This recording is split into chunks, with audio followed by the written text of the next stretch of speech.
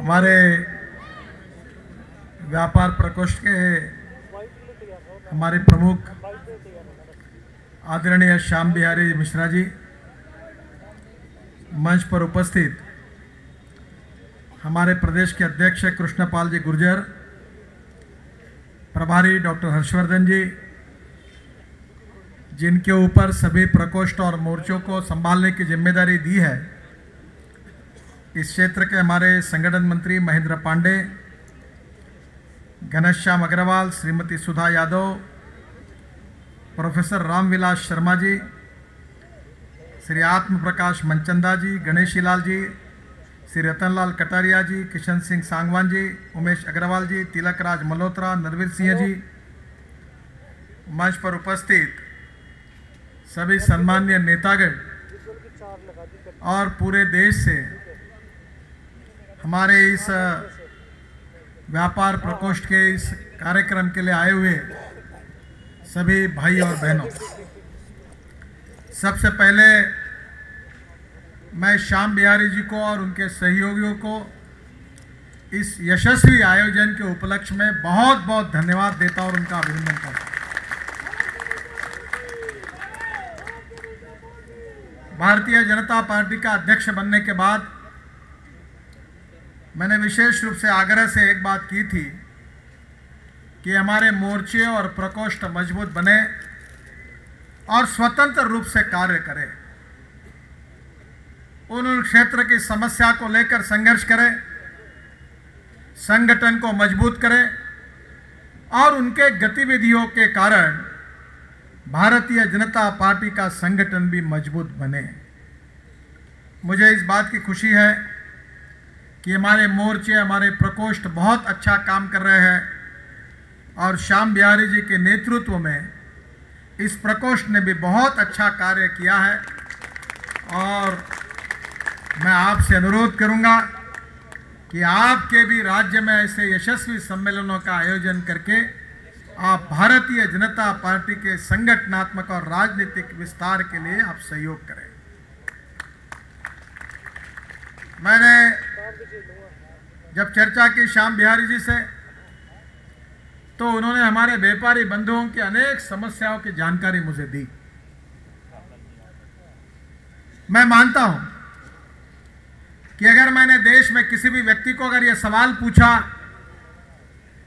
कि कौन सा क्षेत्र ऐसा बताइए कि जिस क्षेत्र में समस्या नहीं है, जहां के लोग दुखी नहीं है, अगर ऐसा एक भी क्षेत्र अगर बताने की कृपा करे, अगर ऐसा मैं किसी को भी कहूंगा, तो आज हिंदुस्तान की हालत ऐसी है कि सभी दुखियों का सागर बना हुआ है। ऐसी हालत हमारे देश की बनी हुई है। गांव, गरीब, मजदूर, किसान, व्यापारी, डॉक्टर, प्रोफेसर, लॉयर, युवा, महिला, दलित, अल्पसंख्यक, किसी को भी पूछो बहुत ही दुख है। महंगाई आसमान पर जाकर पहुंची है। पेट्रोल डीजल के भाव 17-18 बार बढ़े हैं।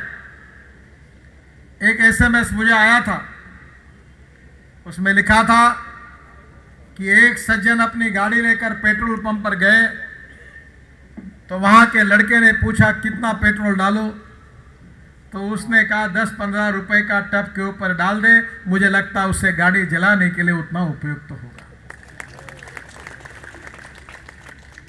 एक ने भेजा था कि 80 रुपए लीटर बियर मिल रही है और 80 रुपए लीटर में पेट्रोल मिल रहा है, ये तय करो कि झूमना है कि घूमना है।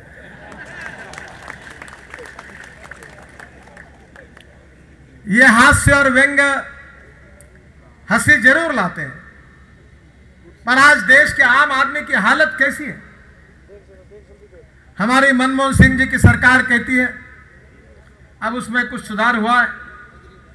ये प्लानिंग कमीशन कहते हैं कि जिस व्यक्ति की रोज की आमदनी गांव में 26 रुपए है प्रतिदिन ज्यादा है, वो व्यक्ति धनवान है, और जिस व्यक्ति की रोज की आमदनी जो शहर में रहता है, जिसकी आमदनी 32 रुपए से ज्यादा है, वो धनवान है। मैं सोनिया जी से और मनमोहन सिंह जी से यही सवाल पूछना चाहता हूं कि 27 रुपए प्रतिदिन में गांव में धनवान कैसे करके कैसे जिया जा सकता है, आप जरा मार्गदर्शन करिए। 33 रुपए प्रतिदिन में शहर में रहकर हम किस प्रकार से धनवान करके जी सकते, इसका मार्गदर्शन करिए। यही कांग्रेस पार्टी है जिसने ऐलान किया था कि 100 दिन के अंदर हम महंगाई को कम करेंगे। हुई महंगाई कम? न जात पर न बात पर, सोनिया जी की बात पर मुहर लगेगी हाथ पर। लगाओ मुहर, लगाए ठप्पे।